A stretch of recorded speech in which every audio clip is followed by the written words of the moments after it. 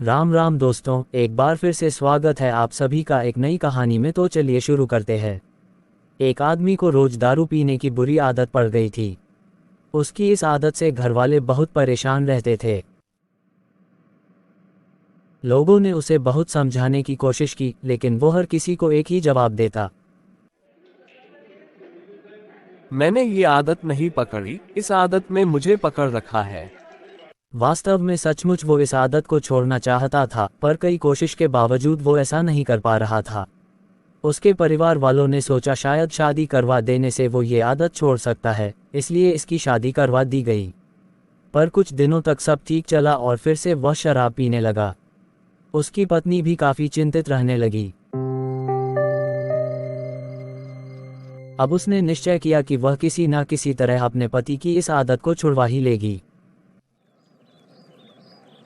एक दिन एक प्रसिद्ध साधु उनके घर के भर आए तो उसकी पत्नी ने उन्हें अपने घर बुलाया तो साधु महाराज बोले, बताओ पुत्री, तुम्हारी क्या समस्या है?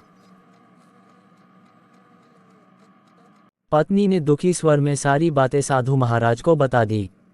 साधु महाराज उनकी बातें सुनकर समस्या की जड़ समझ चुके थे और समाधान देने के लिए उन्होंने पति पत्नी को अगले दिन जंगल में आने के लिए कहा। अगले दिन जब वो जंगल पहुंचे तो उन्होंने देखा कि साधु महाराज एक पेड़ को पकड़ के खड़े थे।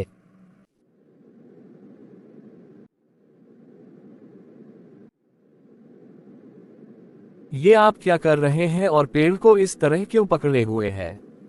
आप लोग जाए और कल आइए। फिर वो लगातार 2-3 दिन जब भी जाते तो साधु महाराज उसी पेड़ को पकड़े मिलते थे। माफ कीजिए महाराज, पर आप ये क्या कर रहे हैं? आप इस पेड़ को छोड़ क्यों नहीं देते? मैं क्या करूं बालक, ये पेड़ मुझे छोड़ ही नहीं रहा है। महाराज, आप पेड़ को पकड़े हुए हैं, पेड़ आपको नहीं। आप जब चाहे उसे छोड़ सकते हैं। इतने दिनों से मैं तुम्हें क्या समझाने की कोशिश कर रहा हूँ। यही ना कि तुम दारू पीने की आदत को पकड़े हुए हो, ये आदत तुम्हें नहीं पकड़े हुए है। पति को अपनी गलती का एहसास हो चुका था। वह समझ गया कि किसी भी आदत के लिए वह खुद जिम्मेदार है और अपनी इच्छा शक्ति के बल पर जब चाहे उसे छोड़ सकता है। उम्मीद है आपको ये वीडियो अच्छी लगी होगी। अगर आपको अच्छी लगी है तो वीडियो को लाइक जरूर करें। Thank you.